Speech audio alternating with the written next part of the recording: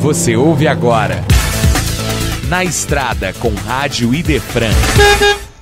No 18º Congresso Estadual de Espiritismo, pergunta: como lidar com o negacionismo? Alberto Almeida responde: Pois é, às vezes a negação está a serviço do poder da pessoa, que tem uma forma de interpretar a realidade, ela faz isso. Por exemplo, efeito estufa. Aí tem um cidadão lá do Nordeste que tem um pensamento totalmente contrário. Aí eu vou com os especialistas, porque a gente não sabe, né? Então a gente vai com os especialistas. Aí o especialista diz, não, é porque ele tem uma forma de interpretar, e essa forma de interpretar ele ganha visibilidade. E aí ele interpreta essa forma, mas essa forma não é o consenso daqueles físicos que estudam o fenômeno do efeito estufa. Então ele está negando porque ele não compreende, ele está negando porque ele quer projeção. Qual é o objetivo? Porque fica a serviço de que esse conhecimento que eu nego, ou que eu afirmo que é veraz? Porque isso aí nós vamos encontrar, por exemplo, no campo da medicina, aí, os estudos relacionados à pandemia. Quanta coisa, apareceu de tudo. Então pessoas ícones que eram prêmios Nobel, não, foram congelados por questões ideológicas nos seus países. Então, nós vivemos um movimento muito difícil do ponto de vista de consenso, né? Por quê? Porque os próprios cientistas, eles se dividem acerca do que é verdade e do que não é verdade. Porque o que é verdade? Aí diz, olha, a ivermectina não funciona.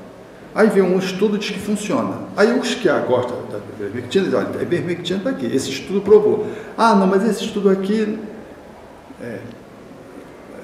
não vale. Então, a hidroxicloroquina funciona aqui. Ah, mas esse estudo aqui, aí vai olhar. O estudo que foi feito de hidroxicloroquina lá no Manaus, o cara deram uma super dose, uma dose cavalar.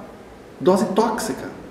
Mas aquele estudo que foi feito lá alimentou muitos cientistas nessa verdade, que era uma verdade que estava fora de contexto, porque as doses que foram prescritas em Manaus foram doses tóxicas e que levaram, portanto, a um desfecho e uma conclusão de um trabalho que não se convalidou com as outras pesquisas que vão sendo feitas. Então, até o que é verdade no campo da pesquisa, isso é discutível.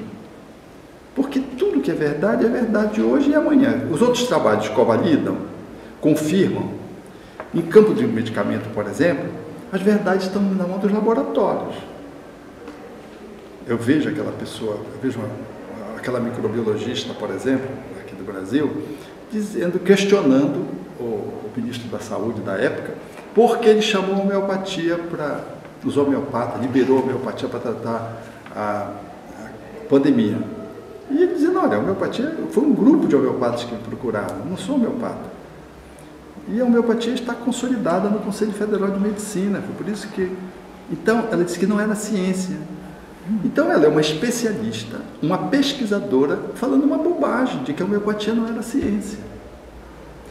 E a homeopatia, ela obedece todos os critérios de ciência na medida que Hahnemann fez a pesquisa para provar a ação do medicamento homeopático.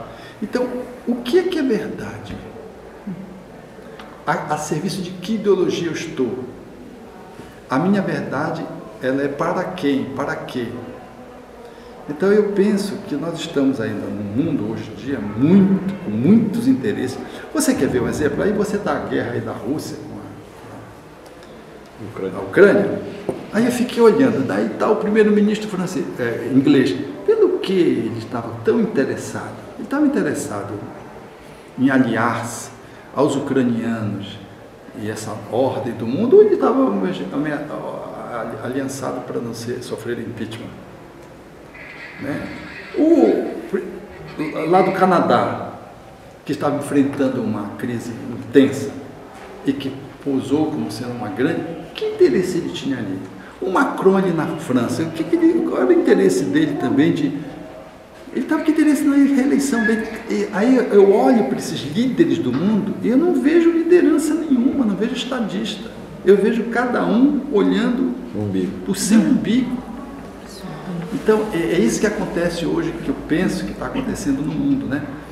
A gente tem que estar muito aberto para estar olhando sobre várias perspectivas. E o que é verdade, o que não é verdade, o que é verdade hoje, amanhã é mentira, uma fraude. Ou é uma pesquisa feita com um universo que não legitima e que não se confirma mediante outras pesquisas. Porque uma coisa é ser verdade, você tem que pesquisar, tem que confirmar. E quando você vai confirmando, aí ela vai ganhando fôlego. Ela vai ganhando fôlego.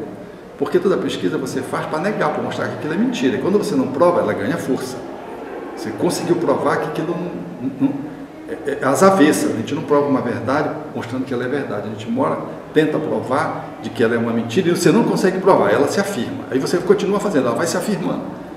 Então, hoje nós temos no mundo, eu acho que uma vivência em todas as áreas que são de vulnerabilidade, onde a gente não pode dizer isso é verdade. Porque isso que é hoje, amanhã um trabalho mostra que não é. E aí outro trabalho mostra que é mais ou menos. E aí você fica... Eu vejo isso na esfera médica, eu acompanhei bem essa questão da pandemia, eu vi como as coisas flutuavam, como elas eram estáveis, estavam ao sabor do pesquisador e do país que tinha interesse naquele pesquisador ou no outro, porque tinham trabalhos que às vezes não eram congruentes, não se convalidavam. Então é isso que eu penso desse processo aí que nós estamos acabando. Esse foi Na Estrada com Rádio Idefran, o 18º Congresso Estadual de Espiritismo.